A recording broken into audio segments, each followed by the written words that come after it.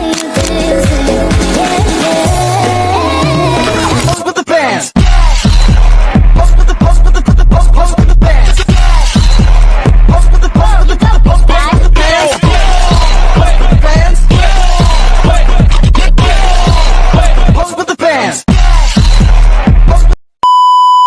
guys, ikutin keseruan kita buat wawancara tugas koperasi yuk. Cepetan.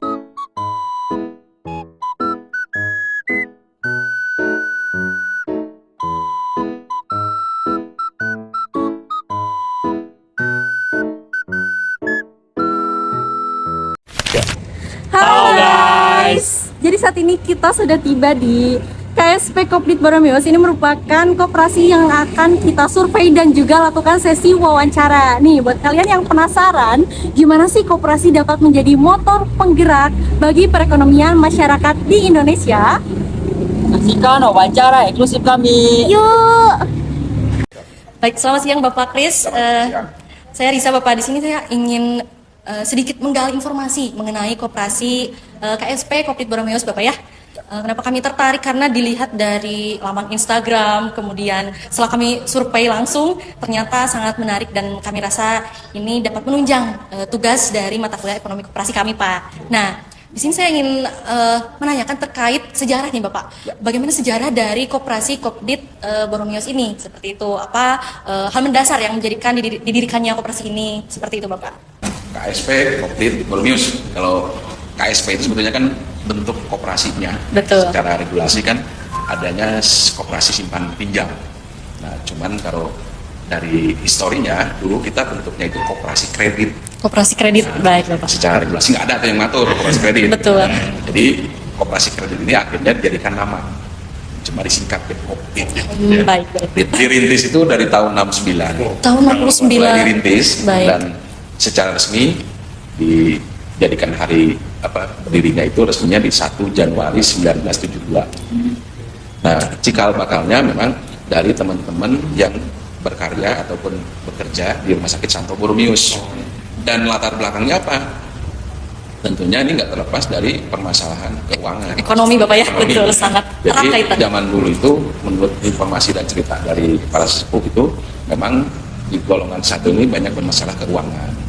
Ya, karena secara pendapatan mungkin termasuk yang paling rendah lah ya di rumah sakit, sehingga mereka banyak yang terjerat ke zaman dulu itu ada lintah darat, banyak istilah, ada bangkelek, Rentenir, Bapak ya, gitu, banyak terjadi, sehingga waktu itu ada inisiatif dari kepala bagiannya. Kepala bagian berarti, Bapak ya? Kepala bagian situ, gitu kan, itu Suster Diara yang sebelumnya mungkin dia pernah mendapatkan informasi tentang koperasi. Mulai dirintis lah, yang tadi saya cerita dari 69 dirintis tuh mereka coba ngumpulin. Jadi untuk saat ini pihak yayasannya, Yayasan dari rumah sakit itu support.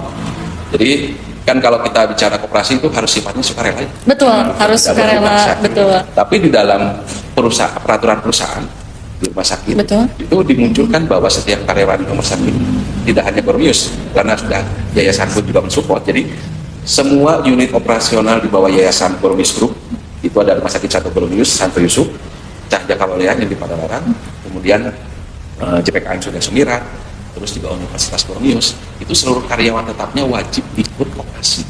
Wajib mengikuti berarti, Bapak ya? Wajib. Dan ternyata sangat pesat dan berhasil, Bapak ya, di era digital seperti saat ini, dan dilihat bahwa sejarahnya juga sudah didirikannya itu sudah lebih dari 50 tahun, Bapak ya?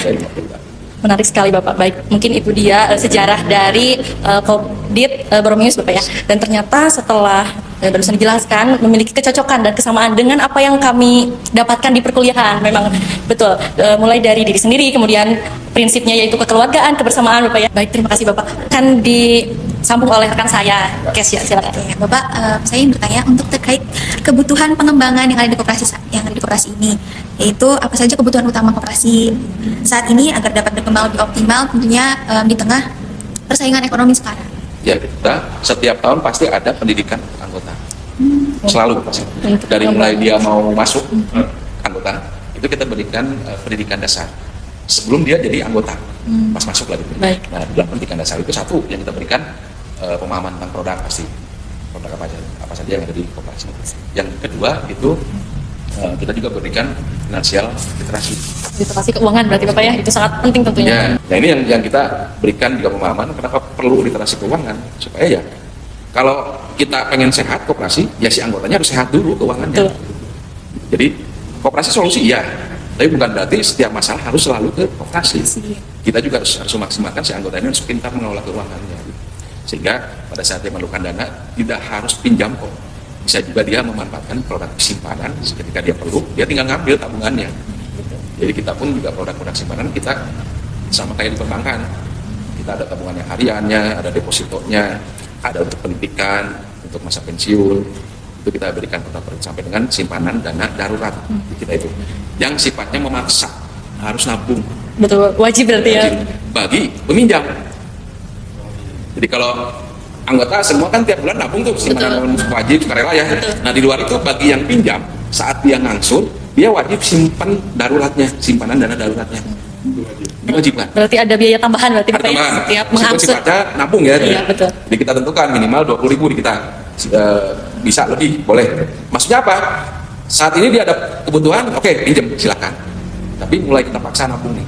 Jadi besok lusa ada kebutuhan, siapa tahu simpanan dana daruratnya cukup. Udah cek dana simpanannya yang diambil. Suatu alternatif atau antisipasi Bapak ya. Antisipasi, terutama di kondisi yang mendesak. Amit-amit, misalkan kita nggak tahu kan besok lusa tiba-tiba ada musibah, Betul. ada sakit, ada apa. Saya butuh cuma 500.000, ya nggak harus pinjam lah. Ada alokasi dananya. Itu yang kita sampaikan ketika di awal di literasi keuangan, sehingga semua anggota harus paham bahwa memang kita itu hidup ya nabung ini memang bukan kan nabung teh hal yang gampang secara teori. Betul. Dari kecil diajarkan, tapi pelaksanaannya susah. Makanya kadang kala kita harus memaksa gitu. Lama-kelamaan akhirnya mereka sadar pasti ketika sudah merasakan manfaat.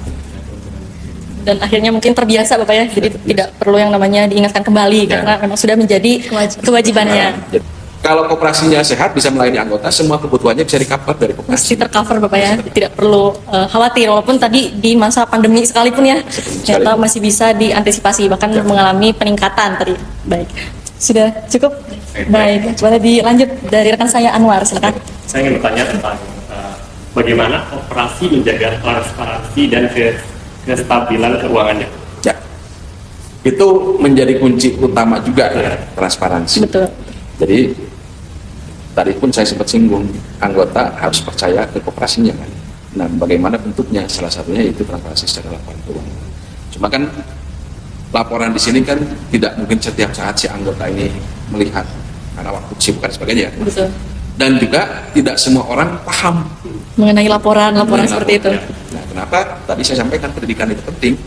Jadi anggota harus melek tentang koperasi juga, harus tahu. Makanya kita berikan pendidikan anggota itu dari mulai tadi pendidikan dasar, termasuk manajemen dasar, terus pengelolaan koperasi. Sehingga anggota tahu, oh di koperasi itu dikelolanya seperti apa sih, cara mengelolanya bagaimana. Sehingga mereka bisa melihat ataupun menilai ini kondisi dalam keadaan baik atau enggak, sehat atau tidak. Jadi mereka kita berikan dulu ilmunya supaya mereka bisa ngecek gitu. Jadi setiap saat mereka mau tahu, boleh kita bebas. Tapi minimal kita itu kan di dalam proses selama satu periode keuangan 1 tahun, itu kan kita pasti mengadakan rapat anggota tahunan. Betul. Wajib, itu mah sifatnya. Biasanya kita lakukan di awal tahun berikutnya. Nah, disitulah momen kita bedah. Artinya secara keseluruhan laporan itu kita sampaikan. Kalau ada yang kurang jelas, anggota nanya. Kalau ada yang mau ditanyakan silakan. Itu nanti pengurus wajib menjelaskan, menyampaikan. Sehingga apa yang menjadi kekhawatiran, apa yang menjadi pertanyaan teman-teman anggota, sehari-hari belum sempat tersampaikan, sok momennya itu dia sampaikan. Sehingga ini yang membuat teman-teman di kita ya masih kita kategorikan masih cukup tinggi kepercayaannya. Ya buktinya apa? Yang nabung masih tinggi kan berarti dia percaya. Dilihat dari datanya. Cara kesehatan kita juga kan dukung dari gerakan koperasi ya. Jadi kita pun juga audit, kita lakukan dengan Puskopit Jabar, kemudian juga dari dinas juga kita melakukan penilaian kesehatan segala macam kita tempuh lah. Maksudnya jangan hanya kita sendiri yang ngomong, ibaratnya saya baik menurut saya. Betul. Apakah orang lain masih percaya kan belum tentu ya. Tapi saya menyatakan saya baik. Yang ini juga menyatakan saya baik, ini baik. Nah ini juga yang membantu meyakinkan teman-teman anggota kan bahwa ini sudah dilihat dari pihak internalnya, kemudian juga dinas juga sudah melihat, terus Covid juga sebagai sekunder kita juga melihat, gitu ya. Sehingga ya sejauh ini kita bersyukur teman-teman masih percaya sama kita. Terutama juga selain itu juga yang menjadi perhatian kita apa? pelayanan ke anggota jangan sampai ada yang kurang. Orang mau narik simpanan saat itu juga harus dilayani. Mau 100.000, 200.000, bahkan 1 M dia ngambil pun harus satu hari itu juga. Itu menjadi kunci juga kita. Dan arus simpanan mah udah jelas dah, tidak boleh tunda. Sekarang pun program kita itu pinjam pun tidak boleh lama. Dimaksimalkan berarti Bapak ya dari segi pelayanannya. Pelayanan ya, artinya buat anggota yang tidak bermasalah, hari itu dia mengajukan, saat itu juga bisa cair. Jadi nggak usah bolak-balik. Teman-teman anggota riweuh nih, sibuk pekerjaannya sehari-hari, boleh mengajukan secara online. Sudah ada Dengan berarti ya. Dia hadir saat pencairan pinjaman saja, karena kan perlu signing. Betul. Jadi percepatan proses pelayanan itu juga membuat mereka makin percaya kan, oh di kita emang nggak ada apa-apa, di kita nggak ada masalah. Saya perlu uang sekarang pun saya langsung dapat. Jangankan simpanan, saya pinjam cepat. Itu juga apa yang kita lakukan tidak hanya sekedar hanya promo ataupun iklan, ya, tapi tindakan nyata itu yang justru makin besar dampaknya Kepercayaan masyarakat. untuk kepercayaan dengan tindakan itu pelayanannya. Pelayanan. Komplain, respon cepat-cepat, jadi orang akan nilai kita lebih baik. Betul. Jadi lebih efektif seperti itu Bapak ya. Dari segi pelayanan itu memang sangat penting, self service Ya. mengenai produk dan jasa yang ditawarkan dari koperasi itu sendiri. Bagaimana Anwar? Untuk pertanyaan selanjutnya mungkin apakah ada tantangan besar yang sedang ada koperasi dan bagaimana cara mengatasinya? Kalau saya sih simpel sederhana lah memandang koperasi ini. Iya. Artinya yang terberat saat ini yang kita rasakan kan menjaga kepercayaan si anggota, terutama dengan kondisi saat ini kan banyak masalah di koperasi sekitar kita, dampak pandemi segala macam. Mungkin juga ada yang sudah dengar tentang beberapa koperasi yang gagal bayar, dari sebelumnya yang gede-gede lah cukup lagi, Surya sebagainya. Dan sekarang sudah mulai merambah ke koperasi-koperasi yang levelnya mungkin di bawah yang tadi ya, yang setara dengan kita, itu sudah juga mulai banyak yang gagal bayar. Ini membuat kekhawatiran pasti kan, Betul. wajar kan ya, Iya. anggota, wah ini di sini bermasalah, koperasi Bormis masalah nggak? Pertanyaan itu pasti muncul Pasti. selalu. Dan ini yang PR kita sekarang ini, concern kita di situ sekarang ya, menjaga kepercayaan, karena memang faktanya sekarang itu di sekitar kita banyak yang bermasalah soalnya. Oke guys. Itu dia video mengenai wawancara Koperasi Kopdit Boromius dari kelompok kami. Sangat informatif bukan? Betul sekali. Mungkin itu dia ya yang bisa kami persembahkan untuk tugas ekonomi koperasi. Semoga nilainya bagus ya guys, doain kita. Sampai jumpa di podcastnya. Like, comment, and Subscribe. Like, comment. Bye. Koperasi KSP Kopdit Bio belajar.